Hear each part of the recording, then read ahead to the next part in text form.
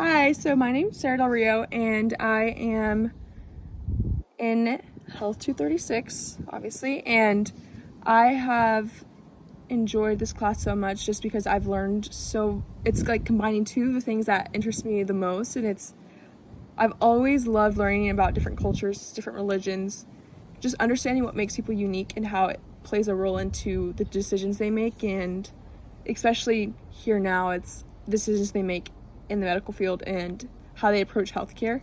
So one thing that specifically interested me was chapter 7, when we talked about the Hispanic Latino population.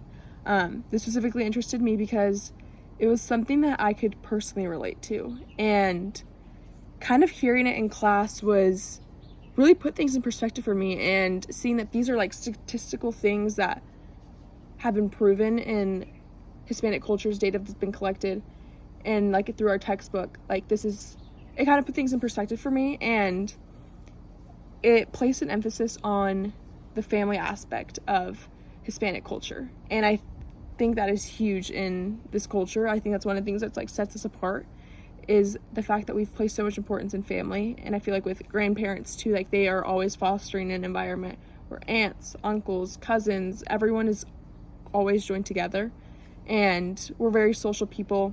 And it also says how when we're greeting each other, it's very like closeness and like embracing, kiss on the cheek. That's very just common in Hispanic culture. So with that, a thing that stuck out to me specifically was that in Hispanic culture, there's like negative feelings aren't really expressed that much, and there's always kind of like taboos in the culture, and it kind of raised the question as to why that is.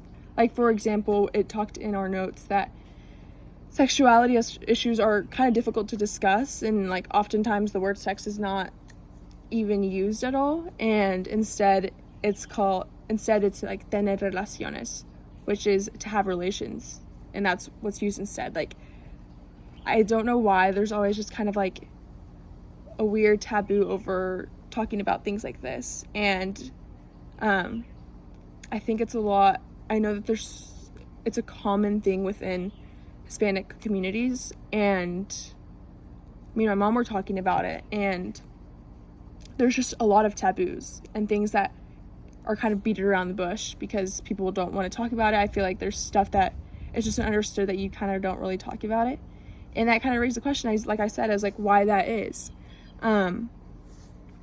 And as I learned more about it through class, it was just that I learned that Hispanics tend to value closeness, and just the overall, their health is, whenever you're healthy, it means that you're clean, that you're doing well, that you're sleeping well, like God is doing good things for you. And if you're talking about all these negative things, it's kind of, I think Hispanics try and stay positive in a lot of situations, and they avoid those hard conversations just because, like I said, like they value and respect the opinions of so many, like of their family. And so when talking about sex, especially at like a younger age, like premarital sex, it's not really the most fun conversation. And so I feel like since Hispanics value so much the opinions of those around them, just by reading about it and learning about it in class, I feel like that's kind of why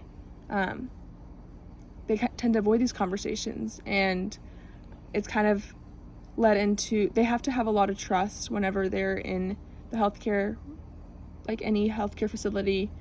Doctors, physicians have to earn their respect, and a lot of them use formal names, formal greetings, and handshakes to do a sign of respect.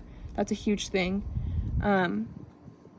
So I feel like the common idea is that Hispanics just want to have that respect within others, their families, and just want to feel comfortable. So overall, they avoid those hard decisions to make, especially about their health or those hard conversations.